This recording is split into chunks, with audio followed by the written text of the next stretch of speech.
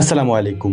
একদিন এমন আসবে, রাত অনেক লম্বা হবে, মানুষ ঘুমাতে ঘুমাতে ক্লান্ত হয়ে যাবে, কালো এক ধোঁয়া গোটা পৃথিবীকে ঘিরে ফেলবে, পশু পাখিরা মাঠে যাওয়ার জন্য ছটফট করবে। ঠিক এমন সময় আকাশ থেকে ছোট ছোট আলোর কণিকা দেখা যাবে। মানুষ খুশিতে চিৎকার করতে করতে বাহিরে বের হয়ে আসবে, কিন্তু তারা বাহিরে বের হয়ে অবাক হয়ে দেখবে সূর্য পূর্ব দিকে না উঠে পশ্চিম দিক থেকে উদিত হয়েছে। ঠিক এই সময় মানুষের মনে হবে কিয়ামতের পূর্বের কথা।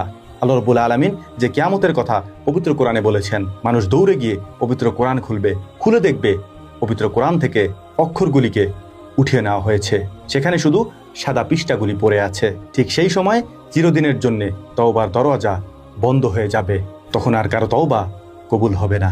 এ সময় গোটা দুনিয়াতে এক ধরনের ঠান্ডা বাতাস প্রবাহিত হবে, সাথে সাথে গোটা দুনিয়াতে থাকা সকল মুমিন এবং নেককার বান্দাদের রূহ কবজ করে নেওয়া হবে।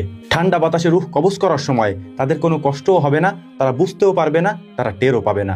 এরপর দুনিয়াতে শুধু থেকে যাবে গুনাহগার, কাফের এবং মুশরিকেরা।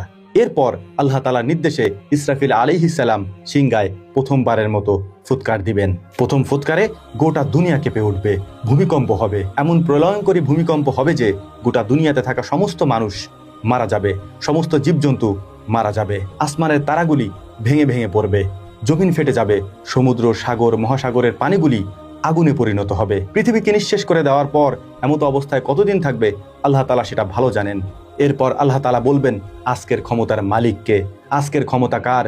হে সাগর, তোমার বড় বড় ঢেউগুলি কোথায়? হে পাহাড়, তোমার উচ্চতা কোথায়? হে আকাশ, তোমার বিশালতা কোথায়? আজকের ক্ষমতার মালিককে? আল্লাহ তাআলা নিজেই উত্তর দিবেন, আজকের ক্ষমতার একমাত্র মালিক আল্লাহ সুবহানাহু ওয়া তাআলা। এরপর আদম আলাইহিস সালাম থেকে নিয়ে শুরু করে আল্লাহ রাব্বুল আলামিন পৃথিবীতে যত মানুষ পাঠিয়েছেন, যত জীবজন্তু পাঠিয়েছেন, সমস্ত জীবদেরকে আবার জীবিত করা হবে, পুনরুত্থান করানো হবে। সেদিন আর কারো অহংকার, অহমিকা, দাম্ভিকতা চলবে না। সেদিন হুকুম চলবে শুধু একমাত্র আল্লাহ তাআলার। প্রত্যেক মানুষের অবস্থান তার সামনে উপস্থাপন করা হবে। যারা কাফের এবং বদকার তাদের জন্য জাহান্নামের শাস্তির ব্যবস্থা করা হবে। সেদিন সবকিছুর সিদ্ধান্ত একমাত্র আল্লাহ সুবহানাহু ওয়া তাআলা নেবেন। কিয়ামতের মাঠে থাকা সেদিন কেউ কাউকে সাহায্য করবে না। সেদিন শুধু হকের হিসাব হবে। নাম্বার 1 আল্লাহর হক, নাম্বার 2 বান্দার হক। আল্লাহ রাব্বুল আলামিন বান্দার কাছ থেকে রবের হক বুঝে নেবেন এবং মানুষের কাছ থেকে বান্দার হক বুঝে নেবেন। পবিত্র কোরআনের 99তম সূরা জিলজাল যদি আপনি পড়ে থাকেন, আপনার সামনে কিয়ামতের এই পরিবেশগুলি, কিয়ামতের এই দৃশ্যগুলি খুলে খুলে আল্লাহ রাব্বুল আলামিন বর্ণনা করেছেন। আপনার কাছে মনে হবে আপনার সামনে উপস্থাপন করা হয়েছে এটি। অবশ্যই পড়বেন সূরা জিলজাল, পবিত্র কোরআনের 99তম সূরা।